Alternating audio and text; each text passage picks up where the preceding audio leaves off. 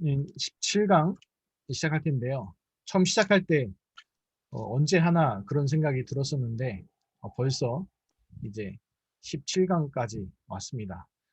수고하셨습니다. 이제 다음 주 한 번 더 18강 하고 이제 종강 때에 또 원로 목사님 말씀 같이 듣는 걸로 그렇게 하겠습니다. 오늘 얘기는 이제 17강으로 전도자, 목회자의 세 가지 목표입니다. 다른 말로 하면 우리 중직자분들이 같이 응답 받아야 되겠지만 또한 우리 중직자분들이 목회자를 이해하셔야 되는 부분들도 있어요. 뭐냐면 평신도라든지 새가족은 그 목회자나 중직자가 그분들을 이해하는 거지. 그러나 중직자들 정도 되시면 이제 목회자를 알아야 돼요. 그걸 모르면 이제 어떻게 되냐면 많은 여러 가지 힘든 것들이 갈등 아닌 갈등들이 생기게 되는 거죠. 그러니까 오늘 김무수 안수시장님이 좀 보셨겠지만 이제 교회를 잘 아는 분들은 제가 오늘 왜 이렇게 결정하고 왜 성도님들한테 같이 얘기하고 하는 부분들은 이해를 하실 거예요. 어떤 분들은 목사님들이 단독으로 처리하시는 경우들도 있어요. 대부분 그렇게들 합니다. 근데 그렇게 하지 않고 성도들한테 같이 얘기하고 하는 이유들은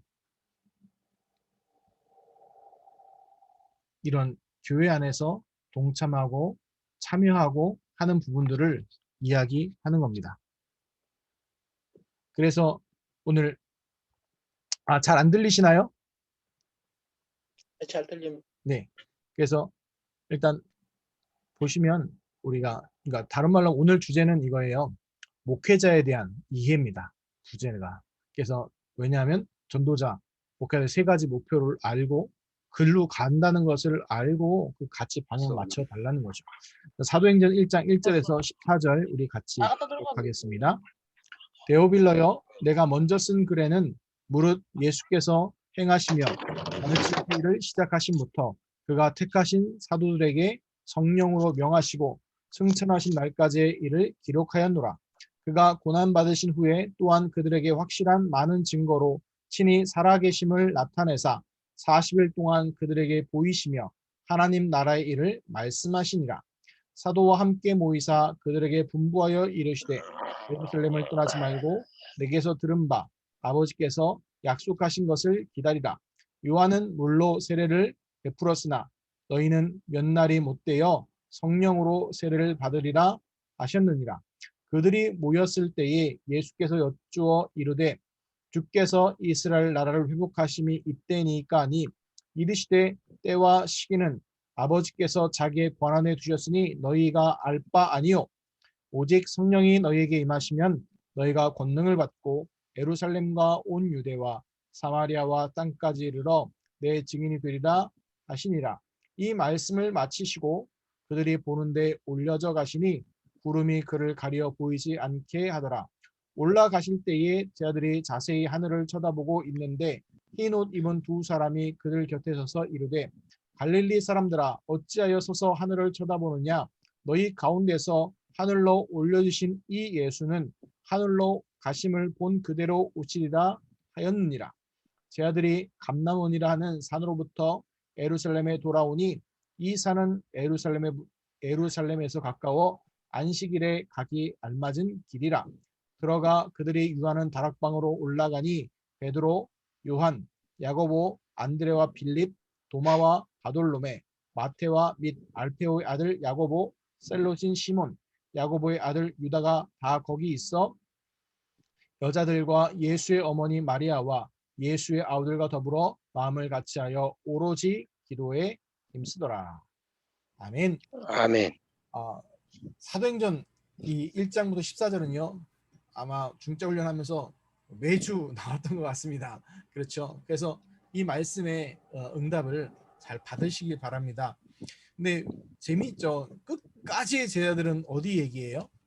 성경에 우리 앞에 보면 예수님께서 부활하고 승천하시고 나서 하나님 나라의 일 40일 동안 얘기했는데도 뭐라고 얘기합니까?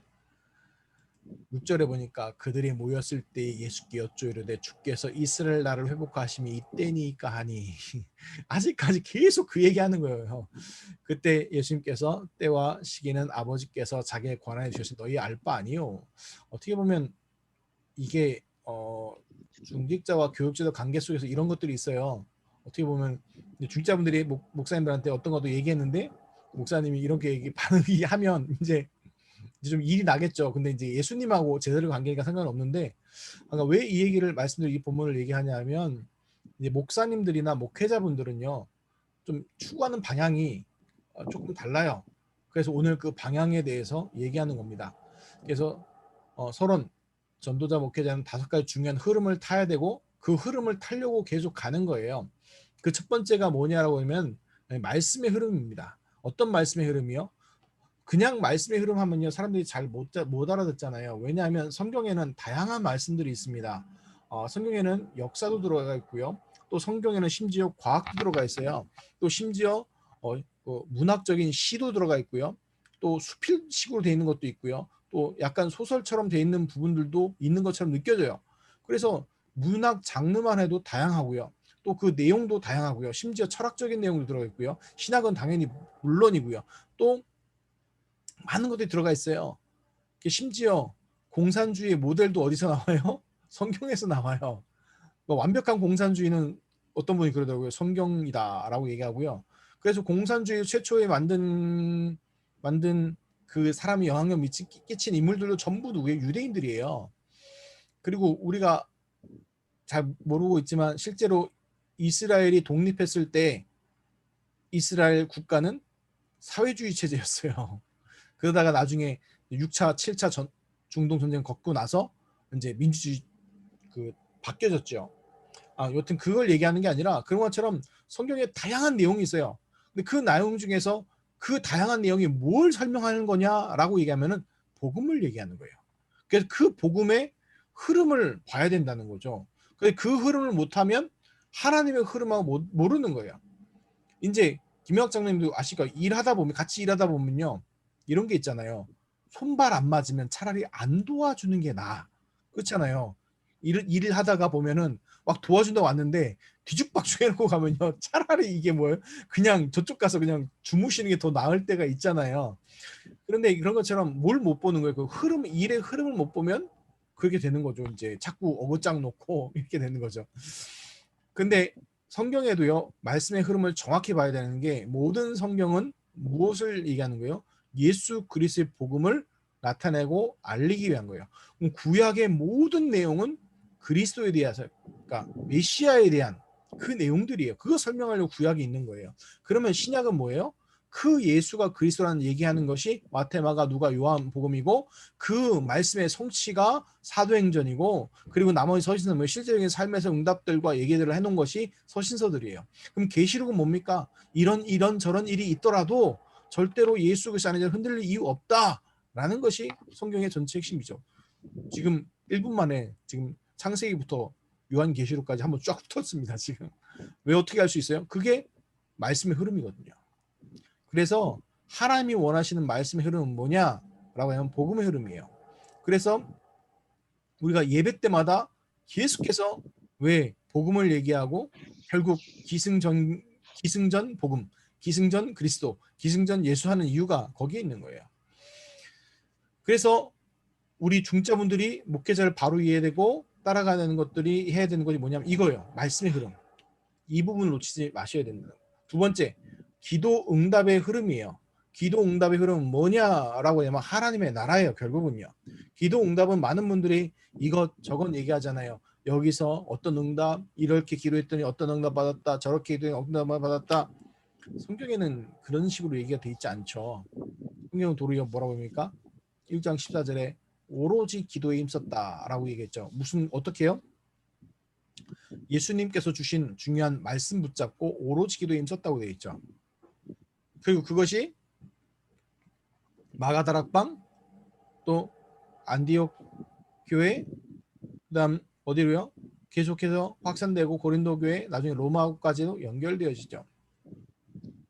그래서 기도응답의 흐름은 다른 게 아니에요. 하나님 나라의 확장인 거죠. 세 번째, 전도의 흐름이에요. 중요한 거죠. 전도의 흐름. 전도에도 흐름이 있어요. 마구잡이로 하는 게 아니라 여기도 그대로 예수님께 얘기죠. 성령이 너에게 임하시면 너희가 권능을 받고 예루살렘과 온 유대 사마리아 땅까지 내 증인이 될 것을 얘기하셨어요. 그래서 중요한 게 뭐예요? 성령이 임하시면, 다른 말로 하면 하나님 나라가 임할 때, 그럼 어떨 때 하나님의 나라가 임합니까? 오직 예수 그리스도의 언약 붙잡고 기도 누릴 때 하나님의 나라가 임하게 되면 어떻게 돼요? 권능을 받고 예루살렘에 오면 가정복음화, 온 유대 가문 복음화, 사마리아 지역 복음화, 땅까지로 세계 복음화, 이 응답이 받게 되어지는 겁니다. 그게 전도의 흐름이에요. 뜬금없이 나오는 거라고 생각하지만 아니에요. 그 흐름 따라 가는 거예요. 그다음에 네 번째, 우리가 정말 누려야 될 것이 뭐냐라고 하냐면 하늘 배경을 누리는 것이, 그것이 교회예요. 그래서 하늘 배경을 가지고 사는 사람을 보고 뭐라고 합니까? 성도라고 얘기하는 거예요. 그 성도의 모임을 가지고 그 모임을 뭐라고 그래요? 에클레시아라고 해서 교회라고 얘기하는 거예요. 그래서 다른 말로 하면 하늘 배경의 응답을 누리는 곳이 바로 교회인 것이죠. 그래서 얘기하는 거예요.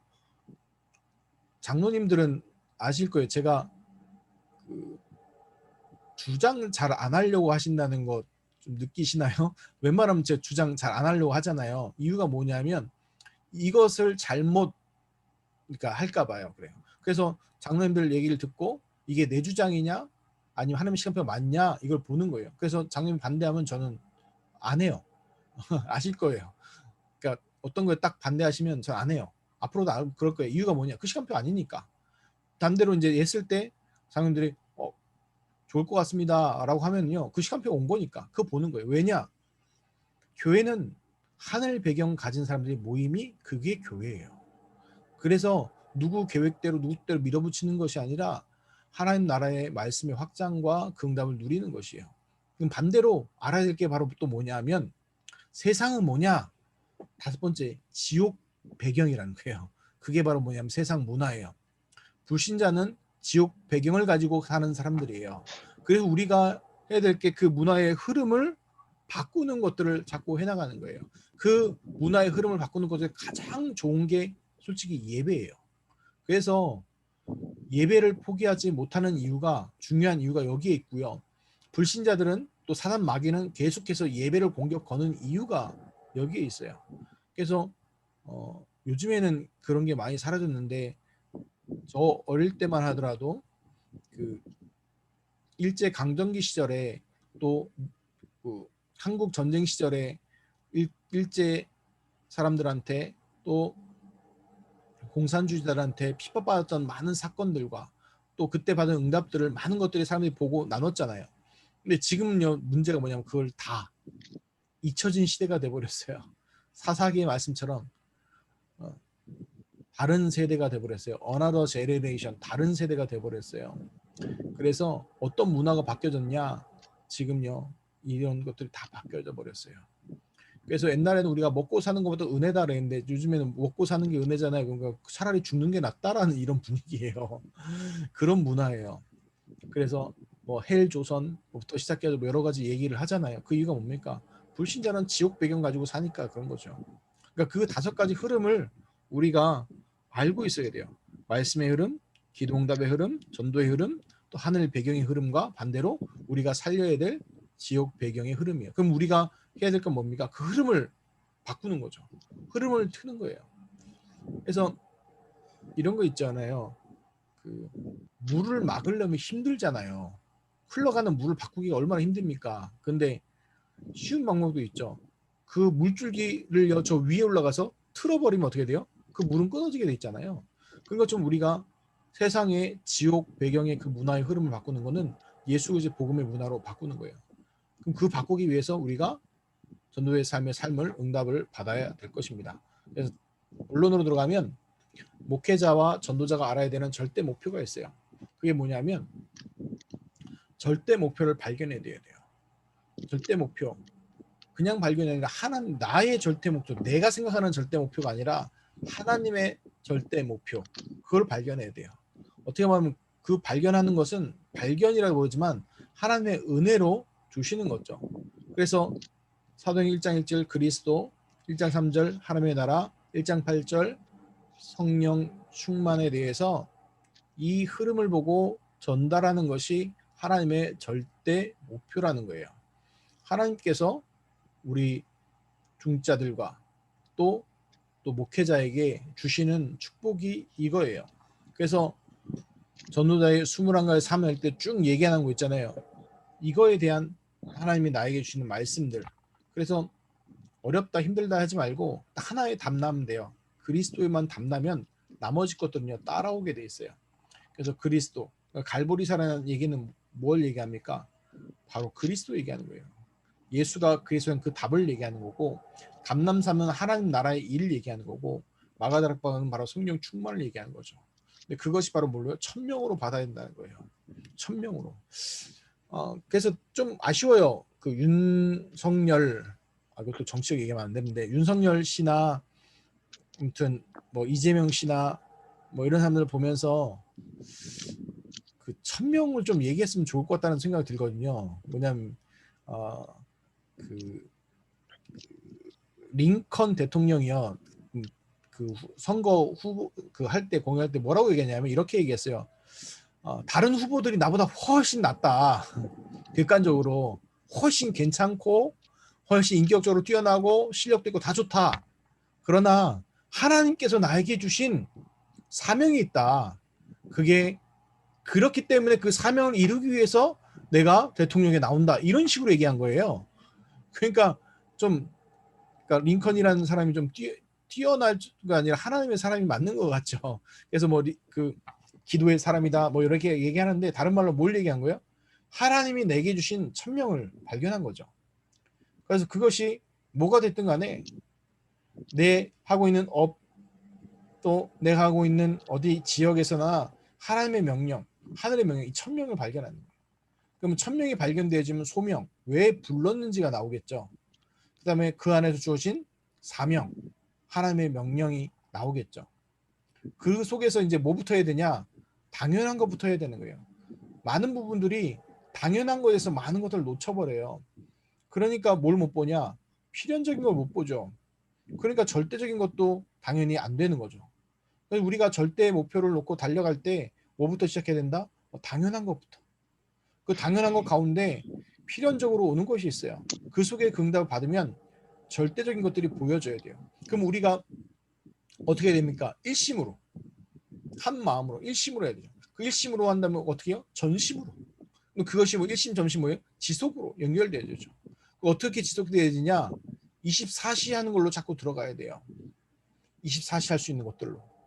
그래서 기도나 아무튼 영적으로 깨어서 기도하는 거나 항상 기뻐하라, 쉬지 말고 기도하라 이런 것이 24시로 들어가는 중요한 축복이에요. 25시는 뭐냐? 24시는 우리 사람의 시간표잖아요. 그럼 그걸 넘어서는 하나님의 능력이 나오는 것을 25시라는 얘기하는 거예요. 그래서 24시 우리가 하나님 함께함을 누리면 25시에 하나님의 능력의 응답이 오게 돼 있어요. 그럼 그것은 영원이라는 응답 속으로 들어가게 되는 거예요. 그때 우리가 해야 될 건 뭐냐? 오직 해야 될 것들이에요. 오직 하고 있으면 하나님의 유일성의 응답은 오게 돼 있고요. 그 유일성의 응답이 오면 그 속에서 재창조의 축복의 응답으로 바뀌어지는 거예요. 그것이 이제 각인되고 뿌리 내리고 체질 내려지는 거죠. 이것이 우리의 절대 목표고 이게 21가지 전도자의 삶의 응답들을 얘기하는 거예요. 너무 어렵다 하지 마시고 딱 한 가지 답나는 거예요. 뭐라고요? 그리스도로. 완전 답나는 걸 얘기하는 거예요. 그럼 그거를 그냥 그리스도 답나세요라고 얘기하면 끝인데 어떻게 해야 됩니까? 라고 하니까 이게 구체적으로 이런들이 나오는 거죠. 그러니까 기억하셔야 될 게 목회자는 뭐 하는 사람이라는 거예요? 이 21가지 전도자의 삶을 살고 또 우리 중재들에게 살 수 있도록 전달하는 거예요. 그 절대 목표를 발견할 수 있도록 돕는 거죠. 두 번째, 이제 목회자와 전도자가 알아야 되는 절대 사명이에요. 절대 사명은 뭐냐? 쉽게 말해서 왜 이것들을 주셨냐라는 거 얘기할 때 누림이에요. 누린. 무엇을 누리느냐 이제 들어갈 때 그런 얘기 아시잖아요. 그 뭐 범죄는 천재를 이길 수 없고 천재는 그 즐기는 사람을 이길 수 없다 이렇게 얘기하지 않습니까? 그래서 우리가 이 복음으로 즐겁고 행복하는 게 누림이라고 저는 생각해요. 복음을 생각할 때마다 괴롭고 쉬운 말로 교회를 생각할 때마다 막 짜증나고 이러면 되지도 않겠죠. 목사님 생각할 때마다 답답하고 설교대 쳐다보고 있으면은 인상 팍팍 써지고 이러면 안 되겠죠. 그런 것처럼 우리가 복음에 대해서도 복음이라는 것이 나에게 힘이 되어지고 정말 누림이 될 수 있는 것들로 바뀌어지는 것. 그럼 어떻게 될 거냐? 첫 번째 봐야 될 게 황금어장 사각지대 재앙지대인데 황금어장이라는 건 말 안 해도 아시죠? 쉽게 내가 물반 고기반 이런 걸 보고 황금어장이라고 얘기하잖아요. 그런데 그 황금어장이 정말 복음으로 안 살려내면 사각지대가 되어져요. 그럼 그 사각지대가 나중에 뭘까요? 재앙지대로 뒤바뀌어지는 거예요. 그래서 그 흐름을 바꿀 수 있는 중요한 것들을 봐야 돼요. 그래서 우리가 보라매동에 살고 있잖아요. 또 관악구에 살고 있잖아요. 보라매동의 영적인 흐름, 또 관악구의 영적인 흐름, 또 서울의 영적인 흐름, 또 우리 대한민국 영적인 흐름을 보고 그 흐름을 바꿀 수 있는 것들을 놓고 우리가 누리고 도전해야 되는 거예요. 그래서 그럼 어떻게 볼 수 있냐? 12가지 문제, 두 번째 12가지 문제 흐름 속에 있어요. 세상은 창세기 3장, 6장, 11장 여기에 묶여 있어요. 나 중심, 물질 중심, 성공 중심으로 되어 있고 사도행전 13장, 16장, 19장 이걸 무속, 점술, 우상 숭배에 묶여져 있고 불신자 6가지 상태로 멸망 상태에 있어요. 그 부분에 빠져 있는데 그 빠져 있는 것에 대해서 구체적으로 답을 주는 게 흐름을 바꾸는 거예요. 그러니까 이런 게 있어요. 지금은 이제 뭐 애들 설문조사 이런 거 못 하니까 어디 동네에 가서 초등학생들한테 5, 6학년에 가서 조사를 했대요. 4년 전인가 5년 전인가 조사를 했더니 애들이 가위 눌리고 밤에 가위 눌리고 이렇게 악몽 꾸는 애들이 한 30%가 나오는 거예요. 그럼 그런 애들한테 뭘로 얘기하는 거예요? 지금 불시 상태에 있는 거니까 그게 왜 오는지 그래서 얘기해주고 그 답이 왜 예수 그리스도인지 연달해 주는 거예요. 그게 흐름을 바꾸는 것들이에요. 그럼 안 그러면 어떻게 되냐? 지금 뭐 다른 얘기하고 무서운 얘기하고 뭐 이런 거 그런 걸로 다 빠져 있죠. 자, 그리고 기억하셔야 될 게 있어요. 중요한 게 뭘 누려야 되냐? 하나님께서 우리에게 주신 은혜와 축복의 기회가 있어요. 이렇게 딸랑 써놓으니까 무엇이 축복의 기회입니까? 라고 할 때 문제, 사건, 고통이 이 축복의 기회예요. 성경을 보세요. 성경을 잘 보시면 굉장한 위기당할 때가 있어요. 이스라엘 민족이나 아니면 아브라함, 이삭, 야곱, 요셉 굉장히 위기당하고 어려움 당한 것처럼 보였지만 그것이 나중에 전부 보면 뭐가 돼요? 축복의 기회가 됐죠. 그래서 놓치지 마셔야 돼요. 그래서 우리 신봉중앙교회 지금 우리 중자분들은요 감사한 분들이죠. 왜냐하면 이런 말 하면 좀 그렇지 몰라도 좀 안 된다, 좀 교회가 어렵다 싶으니까 다 나가버리셨잖아요. 많은 분들이 나갔잖아요. 그분은 나가놓고 욕하고 싶진 않아요. 근데 이건 아셔야 돼요. 교회에 어려움이 올 때요. 교회에 위기가 오고 어려움이 오면요. 거기서 딱 나눠져요. 응답의 사람과 그다음에 세상 방식으로 사는 사람이 나눠져 있어요. 누가 다툰다? 뭐 얘기하잖아요. 목사님과 의견이 충돌 났다? 그러면 나가야 될 일이 아니잖아요. 뭐 할 시간표예요? 기도하는 시간표죠. 기도하는 시간표잖아요. 그러니까 저도 말씀드린 게 그거예요. 뭐 장로님이 제 의견에 반대한다. 그러면 어떤 목사님처럼 왜 장로님들이 왜 담임 목사 의견을 반대하냐 이렇게 나는 게 뭐예요? 그게 대가지 그 목사님 머리 깨지는 일이죠. 뭐예요? 시간표 아직 아니거나 아니 하나님이 더 놓고 기도하라는 그 중요한 사인이잖아요. 아니면 교회에 심각한 위기가 왔다. 그럼 우리 중자분들이 어떨 타이밍이에요? 내 신앙을 증명하고 하나님께서 나를 축복하기 위한 중요한 축복의 시간표라는 거예요. 그래서 저는 신봉중앙교회 중자분들이 다 그런 분이라고 믿습니다. 왜냐? 아멘. 계시잖아요. 그렇죠. 흐름 따라였으면 세상 흐름 따라였으면 나가시는 게 맞죠. 근데 그렇지 않잖아요. 왜 그럽니까? 하나님의 전 축복의 사람들이라고 믿습니다. 하나님께서 이 보람의 동과 관악구와 또 민족과 세계를 살리는 축복의 분들이라고 생각해요. 그 분들이 지금 우리 신봉중학교에서 만난 거예요. 그래서요, 우리 장로님들 또 안수집사님 부탁드리고 싶은 게 성도님들을 소중하고 귀중하게 보시기 바랍니다. 왜요? 하나님께서 세계에 복음하기 위해서 우리 신봉중학교 안에서 만나게 하신 거예요. 얼마나 소중한 분입니까? 그리고 우리 자신도 뭐 하는 거예요? 소중하게 여기셔야 돼요. 나를 소중하게 여기셔야지 남도 소중하게 여길 수 있으니까요. 그래서 이 축복의 기회를 놓치지 마시기 바랍니다. 자, 세 번째로 마지막으로 이제 목회자와 전도자가 알아야 되는 절대헌신 실천이죠. 뭘 얘기하는 거냐면 이걸 잘 보셔야 돼요. 나의 시간표의 흐름이 있어요. 나의 시간표의 흐름. 그럴 일은 없겠지만 갑자기 김영학 장로님이 그럴 일 없으니까 얘기하는 거예요. 기분 나빠하지 마시고요. 목사님, 제가 결심했어요. 제가 이제 축구 선수가 되겠습니다. 그러면 제가 뭐라고 얘기하겠습니까? 장로님, 몸을 육신을 보증하옵소서라고 얘기를 하겠죠. 왜 그 말씀을 드리냐면 나의 시간표의 흐름이 있잖아요. 지금 나는 어느 정도에 있고 어느 정도에 속해 있는가 이거를 잘 봐야 되는 거예요. 내 인생 전체의 시간표 또 이거를 잘 봐야 돼. 육신의 시간표. 그러나 지금 얘기하는 그 시간표는 뭘 얘기하는 거냐면요. 영적인 걸 얘기하는 거예요. 오늘 왜 본문에 1장 1절 14절 읽었냐. 지금 나는 어디에 있냐는 거예요. 그리스도, 하나님의 나라, 성령 충만.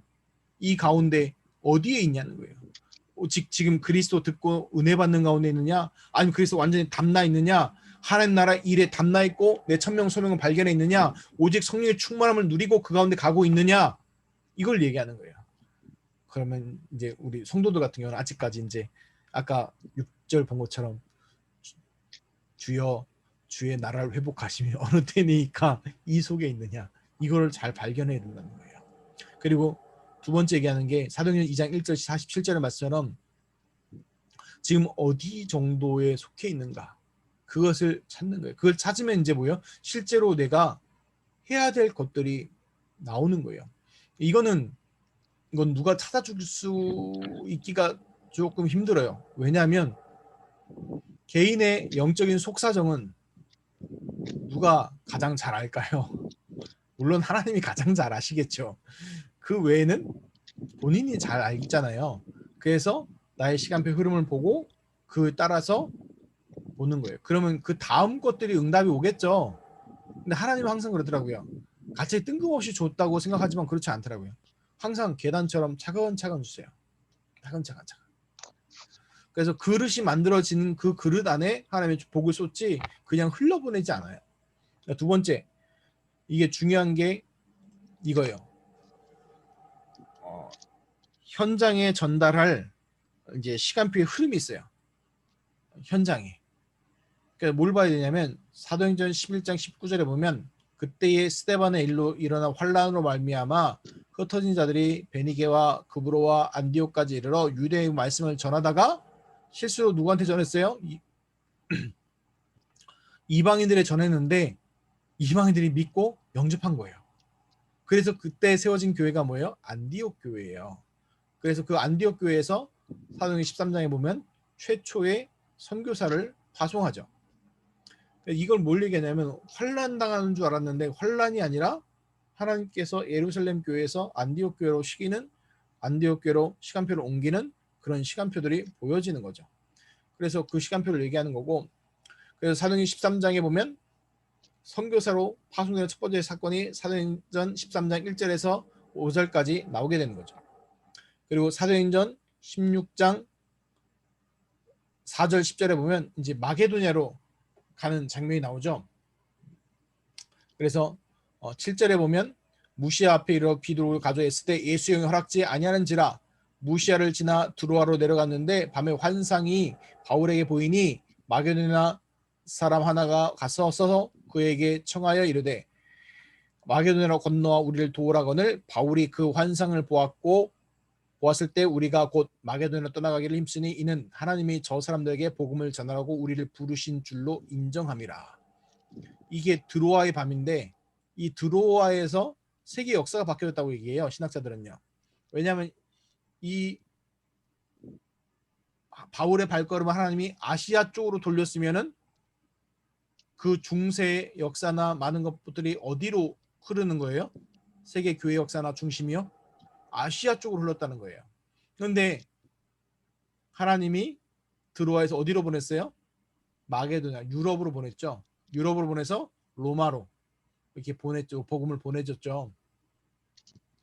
그래서 신학자들이나 역사학자들은 이 드로아를 굉장히 중요하게 여깁니다. 근데 우리가 봐야 될 거는 이거예요. 문이 막힌 줄 알았잖아요. 왜냐하면 예수의 영이 허락지 아니하였으니까. 쉬운 말로 아시아로 가려고 힘쓰고 애써서나 이거 허락하지 않아요. 문이 안 열리는 거예요. 근데 문이 안 열리는 게 아니라 하나님의 기회가 어디에 있었다는 거예요? 마게도냐로. 그걸 얘기하는 거예요. 그리고 사도행전 19장 21절에 보면 로마 얘기하죠. 이 일이 있은 후에 뭐냐면 이제 에베소에 대역사가 일어났어요. 그래서 아시아에 있는 모든 사람이 복음이 듣고 막 많은 사람이 돌아오고 전도운동이라고 말씀이 흥황해져서 막 일어나고 이렇게 일어났는데 그러면 사람들이 다 그거에 취해 있잖아요. 쉬운 말로 이거죠. 교회가 부흥하고 커지면 모든 교회들은 뭐 하려고 합니까? 큰 성전 지으려고만 하잖아요. 전도와 선교하려는 게 아니라 큰 성전 지으려고 그러잖아요. 그런데 사도 바울은 그걸 취한 것이 아니라 뭐라고 얘기해요? 하나님의 소원, 로마 복음화, 땅끝까지 이르되 증인되라는 그 말씀 성취. 그래서 뭐라고 합니까? 예루살렘 가기로 작정하여 이르되 내가 거기 갔다가 후에 로마도 보아야 하리라 하고. 이게 중요한 거죠. 하나님에 대한 현장의 흐름, 이걸 보는 거죠. 그리고 마지막 세 번째로 반드시 올 미래의 시간표 흐름, 한마디로 얘기하면 제자예요. 로마서 16장, 고린도서 16장, 골로새 4장에 제자 이름들이 쭉 나옵니다. 그래서 우리가 해야 될 것, 절대 헌신 실천 뭐냐? 제자 세우는 거예요. 그래서 중직자 훈련 왜 하냐? 한 가지 이유 때문에 그래요. 제자예요. 그래서 어떤 제자냐? 아, 목사님 제자요? 아니요. 저는요, 제 신앙 양심상 제 제자를 만든 적이 없습니다. 도리어 반대로 얘기했어요. 나올 때도 그렇고 예언께 있을 때도 뭐 나오겠다고 하는 사람이 있길래 제가 얘기했어요. 웃기지 마라. 그리고 두 번째로 여태까지 내가 사역한 것이 너희를 내 제자 만든 거냐, 예수 그리스도의 제자냐, 아니면 정은주 목사의 제자냐. 나는 너희들을 예수 그리스도의 제자로 훈련시켰다. 그러니까 애들이 알아듣더라고요. 근데 서운한 건 개인적으로 있더라고요. 이분들이 안 오시더라고요. 농담이고요. 중요한 거는 그거예요. 우리가 개인의 제자, 담임 목사의 제자가 아니라 예수 그리스도의 제자예요. 그래서 그 제자 세우는 것에 우리가 교회 방향 맞추고요. 그러면 목회자의 사역은 결국 뭘까요? 많은 교회를 섬기고 또 성도를 섬기고 하는 것이 당연한 거예요. 그러나 그 속에 정말 중요한 건 뭐예요? 이 복음 운동할 중요한 제자 세우는 거예요. 그래서 저는요, 앞으로도 더 많은 중직자분들을 세워야 된다고 생각하고요. 세울 거예요. 이유가 뭐냐? 목사님이 농담처럼 얘기하는 대한예수 장로회가 다 장로 세우면 그거는 그냥 말씀드린 거고, 중요한 건 뭐예요? 그 우리 중직자분들을 통해서 교회를 섬기면서 동시에 현장에서 말씀 운동, 기도 운동, 전도 운동할 중요한 제자분들을 세우겠다는 거예요. 그래서 임직식이 끝나고 중직자훈련 끝나는 것이 아니라 이것이 나중에 우리 성도들한테 확산되어져서 말씀 운동으로 들어간다고 생각해요. 지금 우리에게 중요한 기회가 주어졌죠. 코로나19 때문에 다른 거 못하는 시간표잖아요. 그러나 다른 거 못하기 때문에 더 말씀 훈련할 수 있는 중요한 축복의 시간이라고 저는 생각되었습니다. 마지막으로 결론입니다. 전도자의 참된 성공이 뭐냐? 라고 얘기하면 많은 분들이 여러 가지 얘기합니다. 사업적 성공, 무슨 성공 얘기합니다. 그러나 성경은 하나님이 원하시는 사람, 하나님이 원하시는 현장에, 하나님이 원하시는 일에 내 인생을 드리는 것이 참된 성공이라고 성경은 말하고 있습니다. 그래서 그때 예수님 얘기하시죠. 본토 친척 버린 자는 구원도 받고 백배도 받고 영생을 얻지 못할 자가 없다고 얘기했잖아요. 그래서 우리 중자분들은 이거 기도하시기 바랍니다. 하나님이 원하시는 사람, 하나님이 원하시는 현장, 하나님이 원하시는 일에 내 인생을 드리는 것. 그것이 교회요, 현장이요, 가정이요, 우리가 사역입니다. 그래서 어디 가서, 저 아프리카 탄자니아에 가서, 아니면 중앙아시아 투르베키스탄 이런 데 가는 게 아니라 내가 있는 곳, 내가 만나는 사람, 내가 하고 있는 그 업에 그 축복을 누리는 겁니다. 그래서 그 증인으로 하나님께 우리 중자분들을 부르셨습니다. 그래서 이거 살리는 것이 바로 목회자요, 전도자입니다. 이 축복의 응답을 우리에게 주셨습니다. 기도하겠습니다. 하나님 감사드립니다. 우리에게 예수 그리스도의 복음 안에서 이 귀중한 축복과 응답을 주심을 감사드립니다.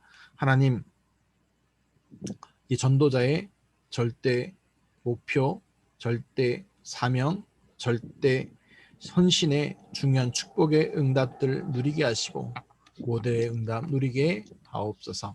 감사드리며 우리 주 예수 그리스도 이름으로 기도합나이다. 아멘. 아멘.